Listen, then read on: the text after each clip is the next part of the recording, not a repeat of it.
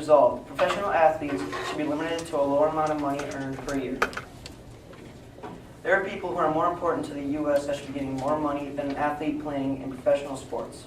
There's an old saying that I have found in my research on Mrs.org saying that diamonds are so expensive and water is so cheap.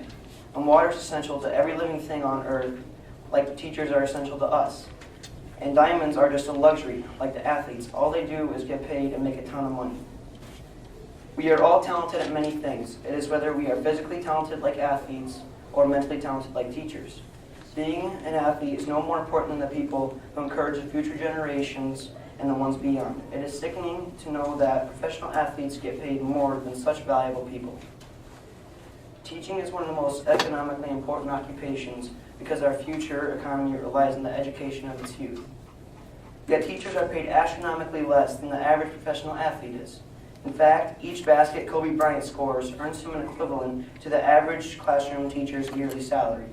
Police officers, firefighters, and doctors save lives while risking their own for a fraction of what sports stars make. People in the military leave their families at home to defend and protect the country, knowing they may never return. It's truly a pity that none of these true heroes are given the same recognition by society, such as Brett Favre or Michael Jordan are given. Imagine if you were putting yourself in one of these people's shoes, or even being a doctor, saving people's lives every day over a person trying not to let a man score from third base in the top of the ninth inning. In these jobs, there are no second chances.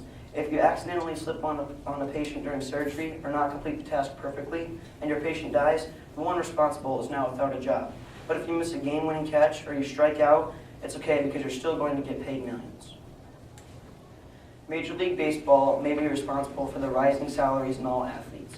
If all 30 teams were combined, their total salary would be in excess of $2.02 billion.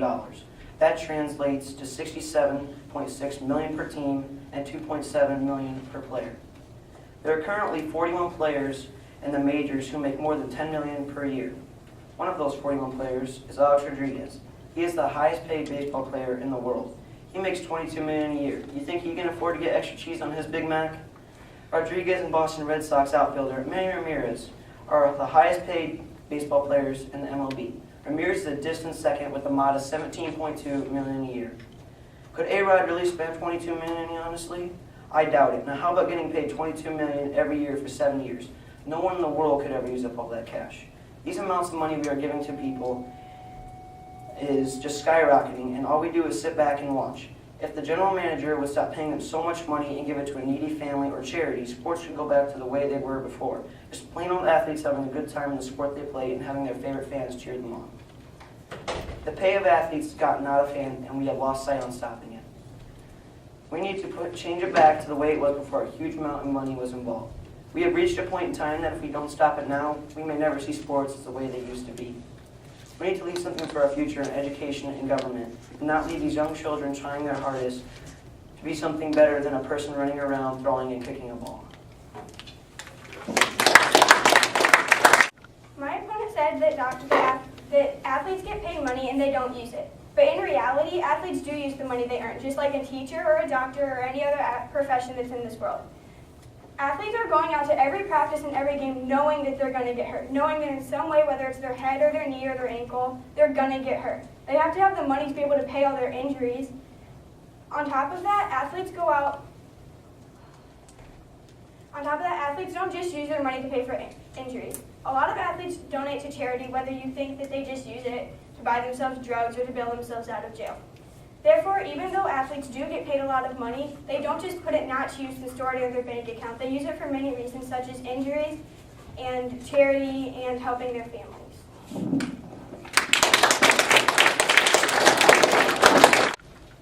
Hines Ward gets paid $3 million a year. Divide that by how many games he plays, and he gets $187,000 a game.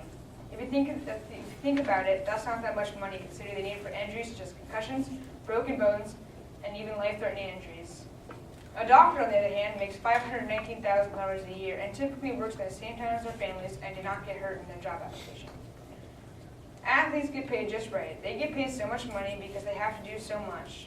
All athletes are bound to get hurt and have many medical expenses. According to Science Physics website, there were over 276,000 trips to the hospital in 1991. and there were over 325,000 in 1998. All of them were due to sports injuries. Another example is right now in sports, knee injuries are the most common known injuries to athletes, and a surgery price is $4,000 at minimum. It can also affect an athlete's family time while they are healing from these injuries. According to the book, Should Athletes Get Paid?, the baby boomer population suffered more than 1 million sports injuries, which added up to the cost of $18 million.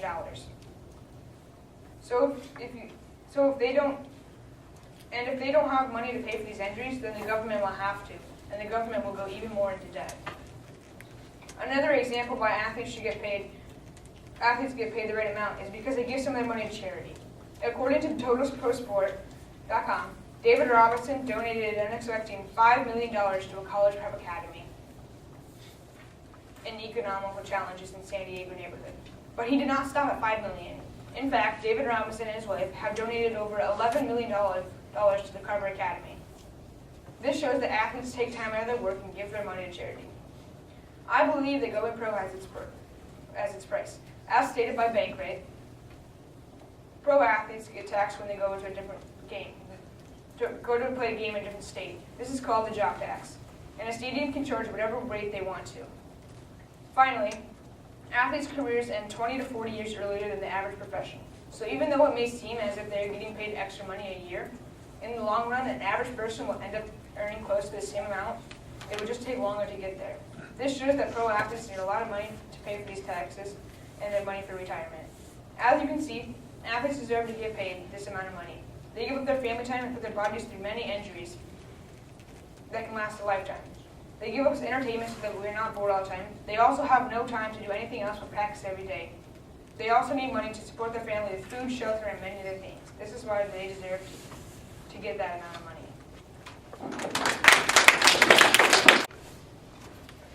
30 years ago, the U.S. was in debt only $1 trillion. Today, it is almost $17 trillion. Small business is rapidly dying, and only 7% farm workers are self-employed. That is an all-time record low. We can use the money we give professional athletes to help our economy and help all of us.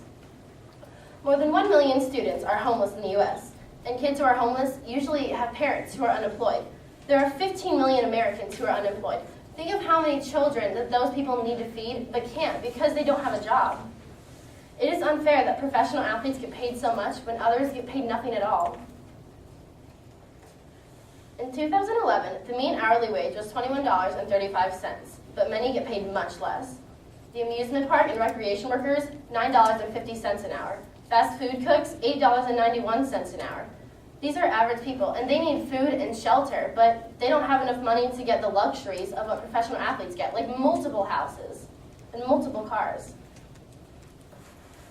My opponents may say that professional athletes go through physical and mental stress, but others, such as those in the military, go through an immense more amount of pain. And yes, professional athletes are at risk of getting hurt, but so is everybody else. I can get hurt just crossing the street, but nobody's paying me millions for that. Professional athletes do practice about 40 hours a week, which is a lot. But most sports do practice hard, and we work just as hard as any professional athlete does. My opponents also may say that professional athletes are good at what they do, so they should get paid millions, but so are Olympians. And Olympians go out and compete against people across the entire world. Professional athletes usually just go against people in the U.S., but Olympians represent all of us, the U.S., united as one. They may also say that professional athletes work very hard, but most of them only play into their 30s or 40s. Others work into their retirement, which is their 60s or 70s. And by that time, professional athletes can have a surplus amount of money that they can spend on drugs and alcohol, which can badly influence the children of today and tomorrow. My sister has a prosthetic leg, and on average, it's about $20,000 per leg, and insurance doesn't cover much of that. But yes, their injuries may cost a lot, but she needs to get about 2 legs every single year, so that's about $40,000. But we don't get paid millions. We have to use the money that we work for every single day to help pay for that. Therefore, professional athletes should not get paid the millions of dollars they do today.